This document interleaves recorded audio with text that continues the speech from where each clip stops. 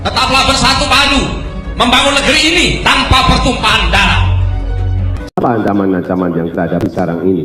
Radikalisme, tantangan besar kita. Intoleransi, tantangan besar kita ke depan. Terorisme, tantangan besar kita ke depan. Assalamualaikum warahmatullahi wabarakatuh. Kita bermohon semoga rahmat Allah senantiasa dicurahkan dan melahirkan keberkahan-keberkahan terbaik yang diridhai Allah Subhanahu wa taala.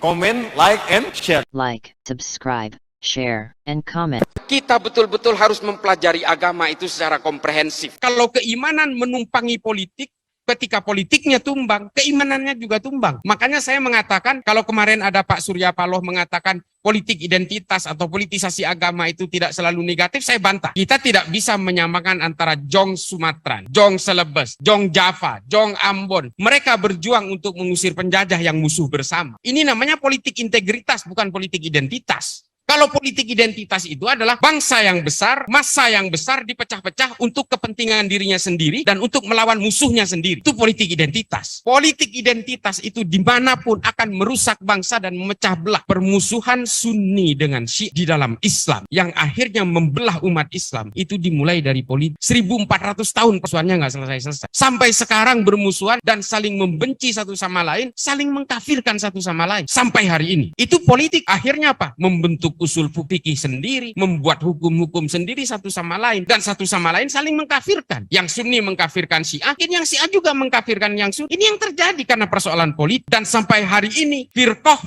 Khawarij masih hidup. Mulai dari awal. Jadi kalau ketika kita berbicara tentang politisasi agama, jangankan yang berbeda agama, Pak, yang seagama juga bisa berperang dan saling bunuh. Yang membunuh Sayyidina Utsman itu apa, orang atau orang Yahudi? Kan yang membunuh Muhammad bin Abu Bakar, anaknya Sayyidina Abu Bakar yang membunuh Sayyidina Utsman. Anaknya teman akrabnya sendiri yang membunuh Sayyidina Ali, Abdurrahman bin Muljam At-Tamimi. Ini yang membunuh juga orang Islam. Kalau bicara perang Jamal, perang Siffin, perang Hurrah, perang Zab, perang sesama orang Islam, ratusan ribu yang dibunuh. Perempuan yang tidak bersuami 1100 punya anak haram dari peperangan ini. Perkosa oleh sesama Islam, perang Hurrah, Tarikhul Khulafa, Imam Suyuti, halaman 83. Baca. Ini yang memperkosa sesama orang Islam, yang diperkosa orang Islam melahirkan 1100 anak haram di Hurrah, Madinah bagian timur laut. Gara-gara apa? Politik. Mari kita bantah-bantahan. Kita melihat sejarah. Dan juga bukan hanya orang Islam yang dilanda ini. Orang Kristen juga terbelah dalam perang 30 tahun. Membunuh 8 juta orang Kristen Eropa. Sehingga Kristen terbelah menjadi Katolik dan Protestan. Mereka selesai dalam Westphalia Agreement dan Peace of Prague. Habis itu selesai. Orang Kristen lebih dulu sadar dari kita. Tapi kita hari ini betul-betul terlena dengan mimpi-mimpi politik. Dan ini dijejali oleh orang-orang barat. Hizbut Tahrir kantor pusatnya di London. Kok nggak sadar gitu loh. Mereka menyuarakan khilafah. Tapi di Inggris mereka tidak sanggup melakukan itu. Dan mereka melakukan di negara-negara Islam menyuarakan khilafah. Seolah-olah ini adalah proyek masterpiece dari Tuhan. Saya selalu bantah itu karena kejahatan-kejahatan khilafah tidak bisa kita bantah. Silahkan baca buku Haqiqatul Ghaibah. Tulisannya Faraj Faudah dari Mesir. Gara-gara nulis begitu, Faraj Faudah dibunuh oleh Ikhwanul Muslimin di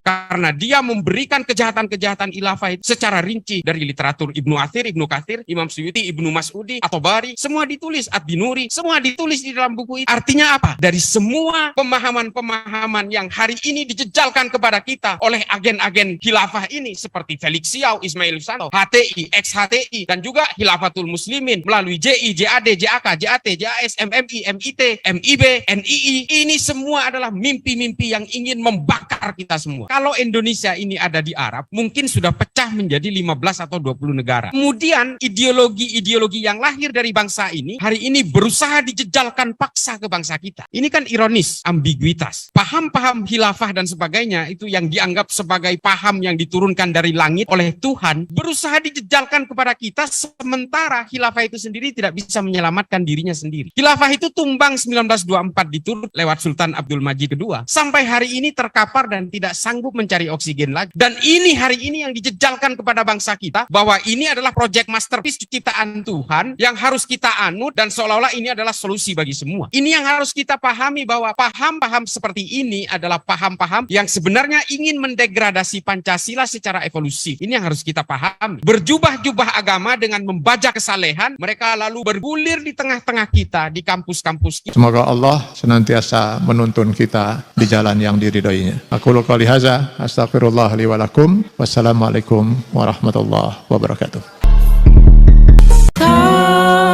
Terima kasih.